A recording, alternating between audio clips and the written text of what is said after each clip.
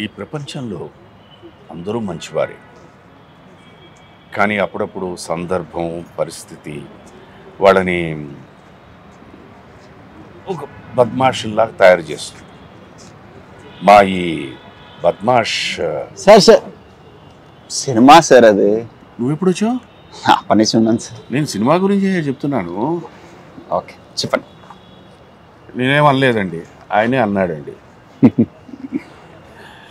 మా హీరో ఈ సినిమాలో ఇతని జీవితంలో ఒక పరిస్థితి ఆయన తెలిసి తెలియకుండా ఒక తప్పుదారి పట్టిస్తుంది.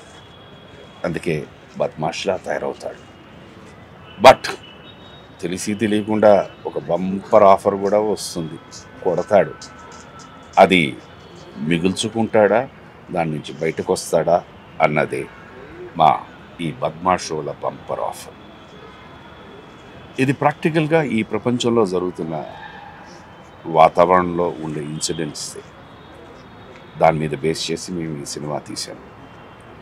నాకు తెలుసు మీరందరూ ఈ సినిమాని డెఫినెట్గా ఆదరిస్తారని, ఆదరించి మమ్మల్ని ఆశీర్వదించి, అదిగో మా ప్రొడ్యూసర్ గారు సైలెంట్గా కూర్చున్నారు, వారికి కనక వర్షం కురిపిస్తారని నేను నమ్ముతున్నాను. సినిమా గురించి ఎక్కువ చెప్పాలి అనుకుంటున్నాను, కానీ చెప్తే రివీల్ చేసేస్తామేమో కదా. వద్దు కదా, సినిమా చూస్తే బాగుంటుంది. మర్చిపోకండి, December 29th బద్మాష్ వాళ్ళకి బంపర్ ఆఫర్. బద్మాష్ గాళ్ళకి బంపర్ ఆఫర్ అంటూ 29 మన ముందుకు వస్తున్నారు. అండ్ చాలా చెప్పకూడని విషయాలు చెప్పకుండానే అలాగే అట్టు పెడుతూ మన కోసం ఈ ఇంటర్వ్యూలో కూర్చున్నారు శుభలేఖ సుధాకర్ గారు అండ్ హీరో సంతోష్ గారు అండ్ ప్రొడ్యూసర్ గారు. సో వాళ్ళ మాటల్లో ఈ మూవీ ఎలా ఉండబోతుంది అడిగి తెలుసుకున్నాం. నమస్తే సార్. సో ఎలా ఉన్నారు? అలానా? చాలా బాగున్నారు. బిజినెస్ మీరు ఎప్పుడు కూడా ఇంకే సార్. కమింగ్ టు ద బద్మాష్ గాళ్ళకి బంపర్ ఆఫర్. సో బద్మాష్ గాళ్ళు ఉన్నారు అన్నారు, బద్మాష్ గాళ్ళతో మీరేం చేస్తున్నారు ఈ సినిమాలో? నేను బద్మాష్ గాడిని. లైక్ మైండ్స్ జాయిన్స్ టుగెదర్ అన్నారు, birds of same feather flock together అని. అందుకనే మేమందరం బద్మాష్ గాళ్ళమే సినిమాలో, బయట కాదు. బయట ఎందుకంటే సినిమాలో. సో ఇగో మనం బయట కాదు అని చెప్పానుకుంటే వాళ్ళందరికీ ఎలా ఉంటుందంటే, ఓహో బయట వీళ్ళు ఇలాంటి వాళ్ళు, దాని బదులు ఒప్పేసుకుంటే బెటర్. బయట కాదు, లోపల కాదు, ఏది కాదు. సినిమా చూసిన వాళ్ళకి అర్థమవుతుంది. అవునా కాదు, సినిమా చూసే తెలుస్తుంది. Right sir. సో ఈ సినిమాలో మీ క్యారెక్టర్ ఎలా ఉండబోతుంది? నాది ఒక తండ్రి పాత్ర, మిడిల్ క్లాస్ ఫ్యామిలీ. తెలిసి తెలియకుండా ఒక పరిస్థితుల్లో ఇరుక్కుంటారు. వీడు చాలా స్ట్రైట్ ఫార్వర్డ్ మంచివాడు. అండ్ ఈ కాలంలో మీకు తెలిసిందే కదా, మంచితనం అన్నది పనికిరాదు. ఆ సందర్భంలో ఇరుక్కుంటాను అనమాట. ఆ దీని నుంచి నేను ఎలా బయటకు వస్తాను, వీళ్ళు నా జీవితంలో ఎలా కలుస్తారు, ఎందుకు కలుస్తారు, వీళ్ళ దగ్గర నుంచి నేను ఎలా సహాయం పొందుతాను అన్నదే సినిమా. అది స్మాల్ చిన్న ట్విస్ట్ ఉంది, అది కనుక రివీల్ చేసేస్తే మా మొత్తం సినిమా. సో మీ క్యారెక్టర్ గురించి సినిమాలో? బద్మాష్ ఏక్, బద్మాష్ దో కహాं है? దో on the way. On the way బద్మాష్ 2. ఓకే. సో ఇందులో రమేష్ క్యారెక్టర్ చేస్తున్నాను. ఫస్ట్ థింగ్ ఏంటంటే, రవి చావలి గారు లాంటి పెద్ద డైరెక్టర్తో చేయడం ఐఎమ్ బ్లెస్డ్. అలాంటి పెద్ద డైరెక్టర్తో హీరోగా లాంచ్ అవ్వడం అనేది లక్కీ ఫీల్ అవుతున్నాను. అండ్ సార్ లాంటి ఒక చిన్నప్పటి నుంచి చూస్తున్నాం సార్ యాక్టింగ్.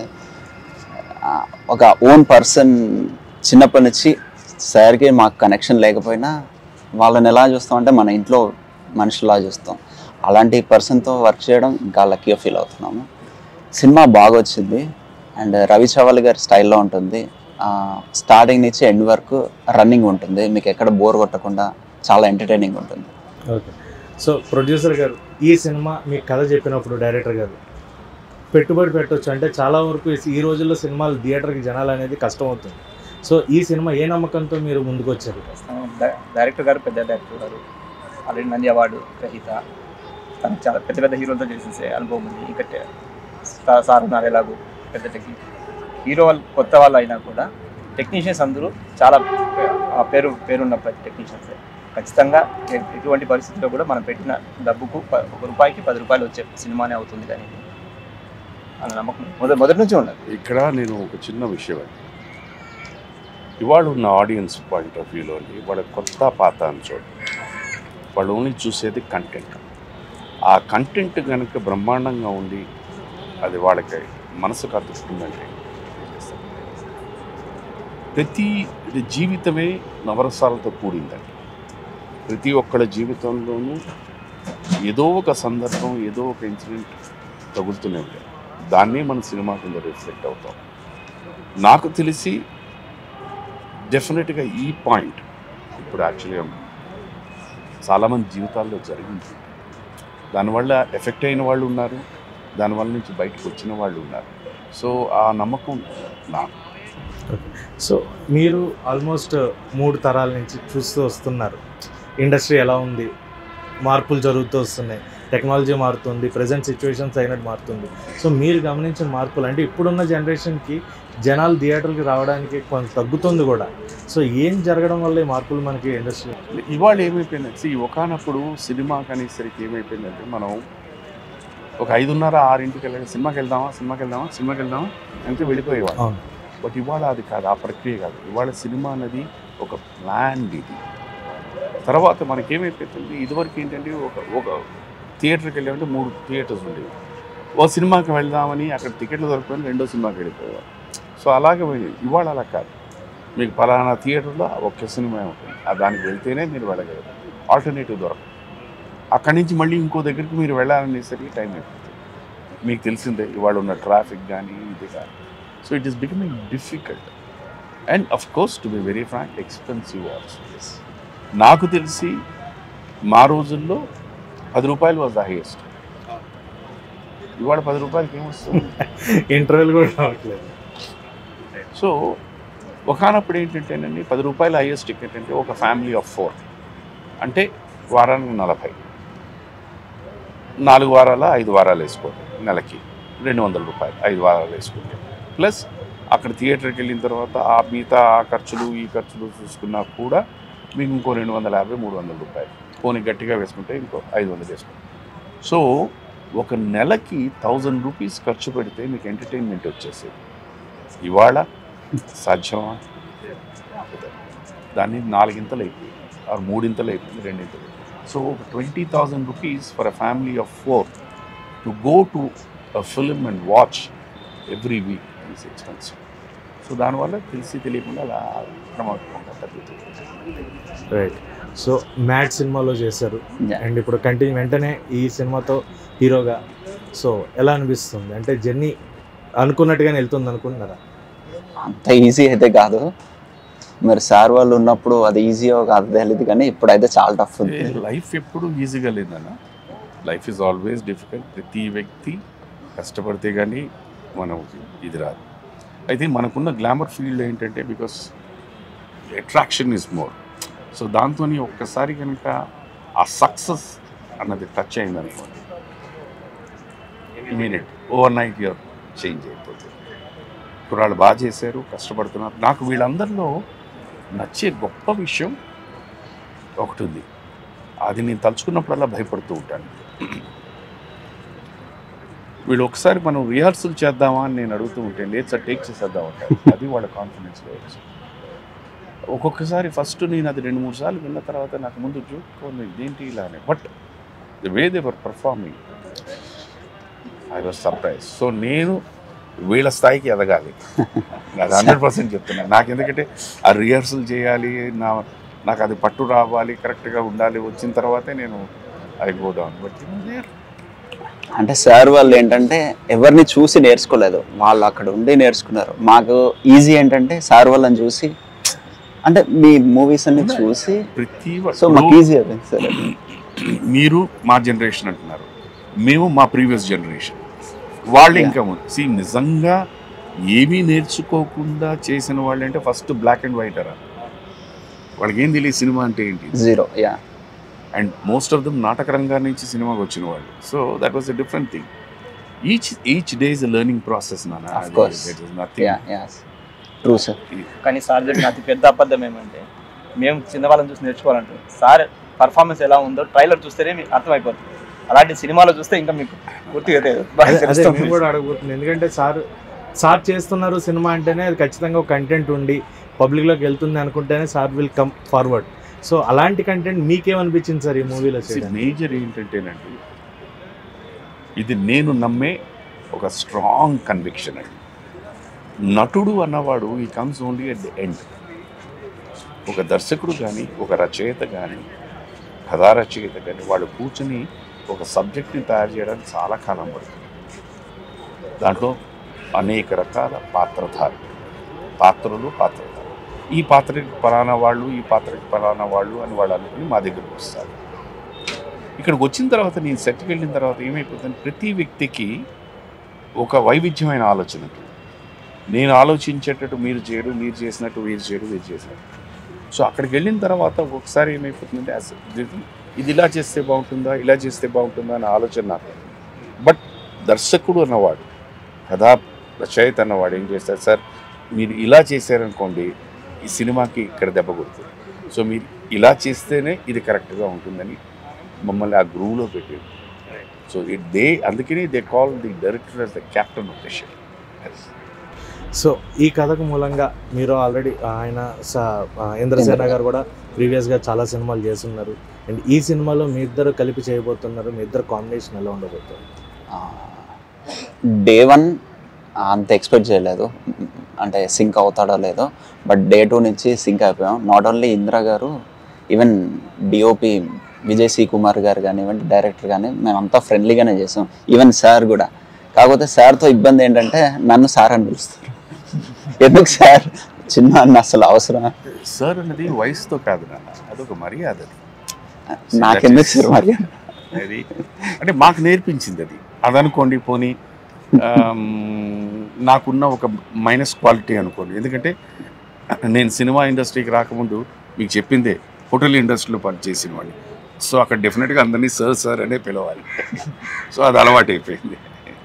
సార్ ఈ మూవీలో మీరు ఈ కాలం కుర్రాలతో మొత్తం అంతా కూడా ఈ జనరేషన్ వాళ్ళతో చేసుకుంటూ వచ్చారు.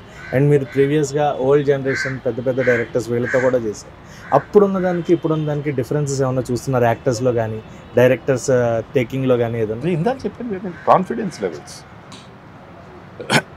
The confidence levels of these boys are somewhere great, no doubt about it. Taking దీంట్లో ఏమైపోయిందంటే today the biggest advantage digital వచ్చేసరికి it is more flexible. So ఆ రోజుల్లో ఫిల్మ్ అనేసరికి ఏంటంటే మనకి ఇంత ఫుటేజే ఉండాలి మీకు. ఎందుకంటే నాట్ ఓన్లీ మీరు తీయడం కాదు, ఎందుకంటే ఒక్కొక్క నిర్మాతకి ఇన్ని రోల్స్ అనే ఇచ్చేవారు. Okay, that is a fixed ఇదనమాట, ఆ కోటా దీని మీద. సో మీకు అది అయిపోయింది లేదు అని అనుకుంటే మీరు బయట ఎక్కడైనా మళ్ళీ బ్లాక్లో కొనుక్కోవచ్చు. ఇవాళ ఈ డిజిటల్ దీని మీద ఆ ప్రాబ్లం లేదు. సో ఒక దర్శకుడు కానీ ఒక సీన్ తీసిన తర్వాత ఇది బాగుంది మనం ఇలా అనుకున్నాం, దీన్ని మళ్ళీ ఇంకో యాంగిల్లో తీద్దాము అనుకున్నా ఫ్లెక్సిబిలిటీ అవుతుంది.